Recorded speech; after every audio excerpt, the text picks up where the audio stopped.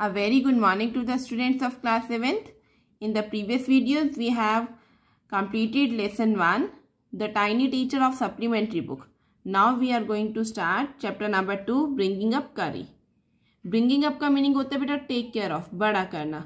करी जो है बेबी एलिफेंट है, तो पूरी स्टोरी जो है वो करी की है, बेबी एलिफेंट की है. अब एलिफेंट आपको पता ही है, elephant is the huge animal.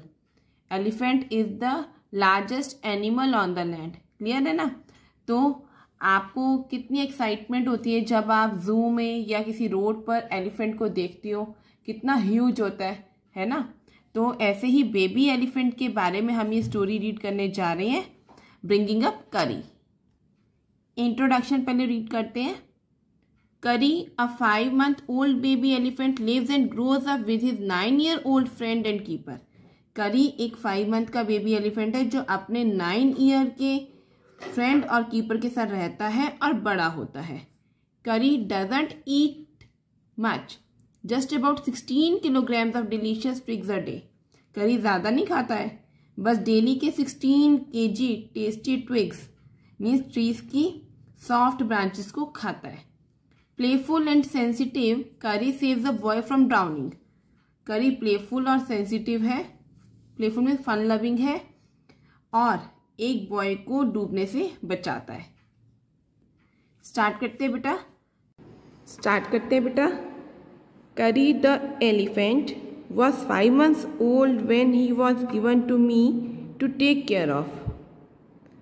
यहाँ पर करी का कीपर, केयर टेकर जो है वो पूरी स्टोरी को नरेट कर रहा है बेटा, और वह कह रहा है कि करी एक एलिफेंट 5 months का था जब वह मुझे देखभाल के लिए दिया गया था. I was 9 years old and I could reach his back if I stood on tiptoe. मैं 9 years का था और मैं उसकी बैक तक तभी पहुंच पाता जब मैं अपने पंजों के बल पर खड़ा होता था. ये देखिए बेटा, नेक्स्ट पेज पर पिक्चर दे रखी है. केयर टेकर जो है अपने पंजों के बल पर खड़ा हो रहा है और उसकी बैक तक पहुंचने की कोशिश कर रहा है. क्लियर है? He seemed to remain that high for nearly 2 years. आगे केयर टेकर कह रहा है कि वह इतना ऊंचा लगभग 2 साल तक लगा. केयर टेकर को वह ऊंचा लगभग 2 years तक क्यों लगा, आगे हम रीड करते हैं. We grew together. Care taker कह रहा है कि हम दोनों इकट्ठे बड़े हो रहे थे. That is probably why I never found out just how tall he was. और केयर टेकर और करी दोनों इकट्ठे बड़े हो रहे थे और यही रीज़न था कि वह यह पता नहीं लगा सका कि करी कितना टॉल था, ऐसा केयर टेकर ने कहा.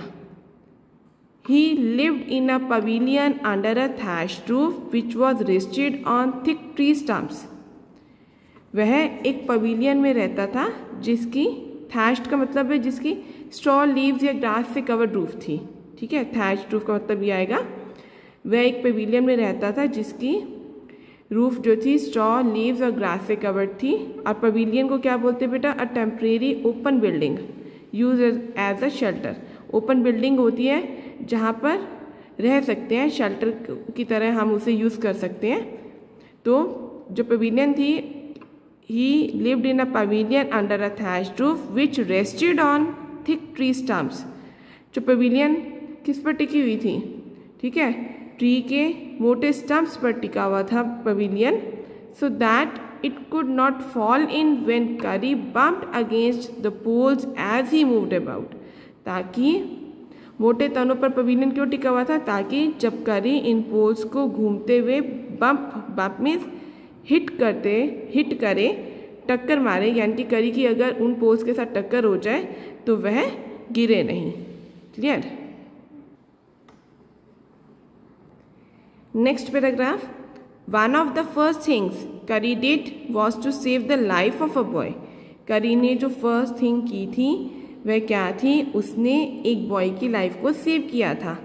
करी did not eat much but he nevertheless needed 40 pounds of twigs a day to chew and play with. करी ज़्यादा नहीं खाता था बट उसे डेली खाने के लिए और प्ले करने के लिए 40 pounds twigs. ट्विग्स क्या होती है बेटा? सॉफ्ट ब्रांचेस की नीड होती थी.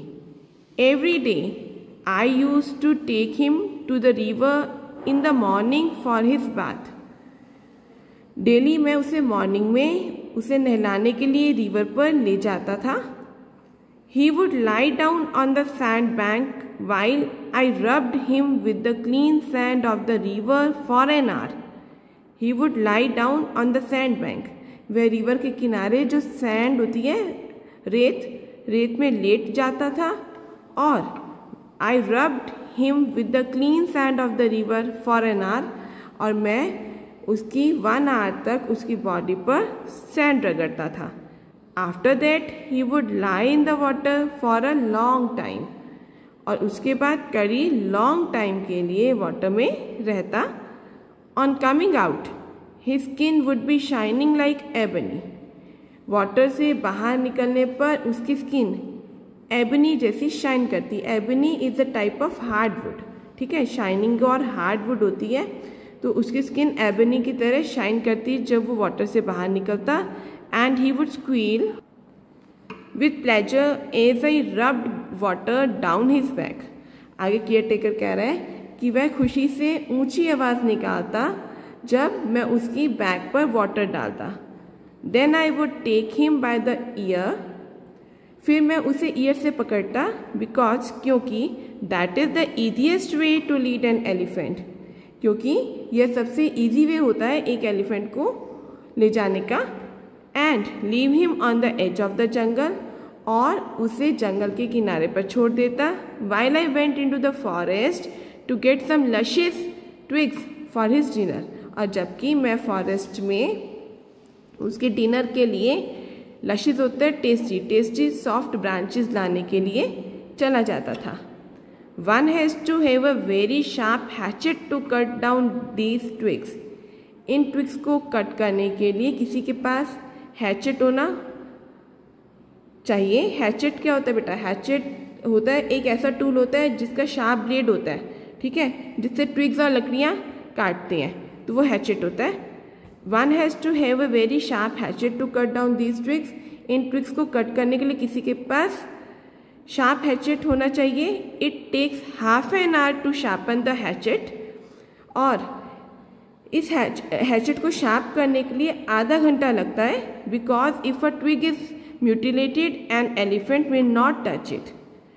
अगर इफ़ एक ट्विग म्यूटिलेटेड हो जाती है, मीन्स टेढ़ी मेढ़ी कट हो जाती है, तो एलिफेंट उसे टच भी नहीं करेगा. क्लियर बेटा? नेक्स्ट पैराग्राफ पे आते हैं.